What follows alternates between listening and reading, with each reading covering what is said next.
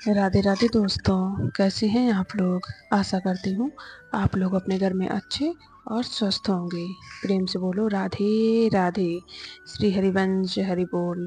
आज हम आपको जानकारी देंगे लड्डू गोपाल के स्नान की विधि और लड्डू गोपाल को स्नान कराने का मंत्र और लड्डू गोपाल के स्नान के पानी का हमें क्या करना चाहिए। तो चलिए वीडियो शुरू करते हैं। देखिए लड्डू गोपाल के स्नान की विधि जो है, देखिए अगर आप सेवा भक्ति करने लगेंगे तो हमें बहुत ही आसान लगने लगती है। हमें देखिए शुरुआत में थोड़ी सी परेशानी होगी क्योंकि हमें चीज़ें नहीं पता होती हैं। आप लड्डू गोपाल को एक थाल में बिठाइए, अगर हो सके तो फूल की जो पीतल की होती है आप वो थाल ले लीजिए, और अगर नहीं है तो फिर आप स्टील की भी थाल ले सकते हैं। और आप उसी थाल में लड्डू गोपाल को रखिए और उसमें एक तुलसी दल डालिए, और फिर आप जो शंख होता है ना, पानी वाला शंख जिससे हम लड्डू गोपाल को अभिषेक करते हैं, स्नान कराते हैं, आप उसी शंख से लड्डू गोपाल को स्नान कराएं। और स्नान कराते समय आपको कुछ चीज़ों का ध्यान रखना है। देखिए स्नान कराते समय हमें डायरेक्ट लड्डू गोपाल के सिर से पानी हमें नहीं डालना है। सबसे पहले आप उनके पैरों में पानी डालें, फिर आप उनके हाथों में पानी डालें, फिर आप उनके सिर से पानी डालें, फिर आप उन्हें स्नान कराएं। तो इस तरह से आप उन्हें स्नान करा सकते हैं।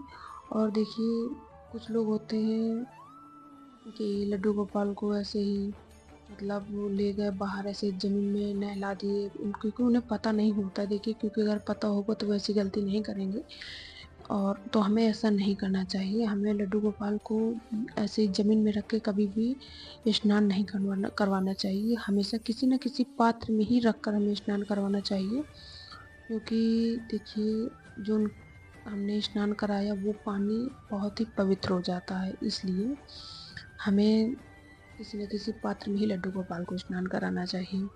और देखिए लड्डू गोपाल के नहाने का जो मंत्र होता है वो 3 मंत्र होते हैं। तो अगर आपको जो भी आपको मंत्र आपको सरल लगे, ठीक लगे, आप उस मंत्र का उच्चारण कर सकते हैं लड्डू गोपाल को स्नान कराने के समय।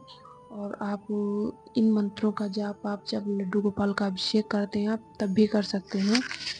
इन मंत्रों का उच्चारण करने से हमारे लड्डू गोपाल बहुत जल्द प्रसन्न होते हैं। तो चलिए मैं आपको बताती हूँ कि लड्डू गोपाल को स्नान कराते समय हमें कौन से मंत्र का उच्चारण करना चाहिए। तो देखिए मैं आपको बहुत ही आराम आराम बताऊंगी। तो देखिए पहला मंत्र है ओम कृष्णाय वासुदेवाय गोविंदाय नमो नमः। मैं आपको फिर से बोल दे रही हूँ, बहुत ही धीरे बताऊंगी इस बारी, ठीक है। ओम कृष्णाय वासुदेवाय गोविंदाय नमो नमः, ठीक है। और दूसरा मंत्र है ओम नमो भगवते वासुदेवाय नमः। ओम नमो भगवते वासुदेवाय नमः। और देखिए जो तीसरा मंत्र है वो तो 3 अक्षर का है, बहुत ही सरल है, आप इस मंत्र को आप फटाक से याद कर लेंगे। और वो है ओम कृष्णाय नमः।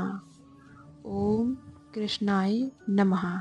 जी हाँ, ये 3 मंत्र हैं। आपको जो भी सही लगे आप उस मंत्र को आप याद कर लीजिए, और जब आप लड्डू गोपाल को स्नान कराएं या अभिषेक करें तो इनमें से किसी भी एक मंत्र का आप उच्चारण करिए, और करना भी चाहिए, जिससे हमारे लड्डू गोपाल बहुत जल्द प्रसन्न होते हैं। और अब हम बताते हैं लड्डू गोपाल के स्नान के पानी का हमें क्या करना चाहिए। देखिए लड्डू गोपाल के स्नान का पानी जो होता है बहुत ही, देखिए क्योंकि हमारे प्रभु के चरणों से होकर गुजरा है तो वो अमृत समान हो गया हमारे लिए, चंद्रामृत हो गया। तो आप अगर वो पानी स्वच्छ है, अगर आपने मतलब सिर्फ पानी से नहलाया है, उन्हें कुछ उनके शरीर में आपने कुछ लगाया नहीं है, उनके बदन में कुछ नहीं लगाया, आपने सिर्फ पानी का इस्तेमाल किया, तो आप अगर आपको ठीक लगता है, मतलब ठीक है। देखिए मैंने बताया कि वो पानी हमारे लिए पंचामृत होता है, अमृत समान होता है।